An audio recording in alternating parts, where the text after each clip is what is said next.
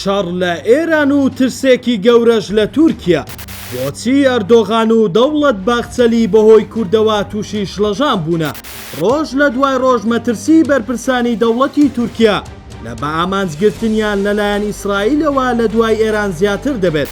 لا نوێترین لێدواندا دەوڵەت باخچەلی سەرۆکی بزوتنەوەی ڕەگەزپەرستی تورکیا مەهەپا ڕایگەیاند پێویست ناکات پێغەمبەر بیت بۆ ئەوەی پێشبینی بکەیت دوای عێراق و سووریا و ئێران سڕەی کێدێ وەک ئاماژەیەک بۆ ئەوەی سڕەی تورکیا دێ.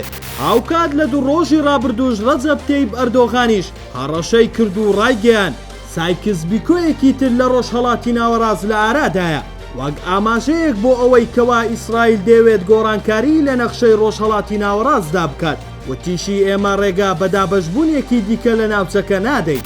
هاوکات مەسعود عەبدولخالق دامەزرێنەری دەستگای ستاندەر ڕایگەیاند پەلەکردنی تورکیا لەبەرەو پێشبردننی پرۆسەی یاشتی ئێستا دەرەکەوێت بەشێکی پەیوەندی بەوە هەیە تورکیا دەیزانیە و گۆڕانکاریانە لە ڕۆژهەڵاتی ناوەڕاست ڕوو دەدەن ترسی ئەوەیان هەیە لە قازانجی کورد بێت چونکە هەر گۆڕانکاریەک لە ناوچەکە لە بەرژەوەندی کورد دەبێت بە تایبەت ئەگەر دەستکاری نەخشەی تێدا بێت.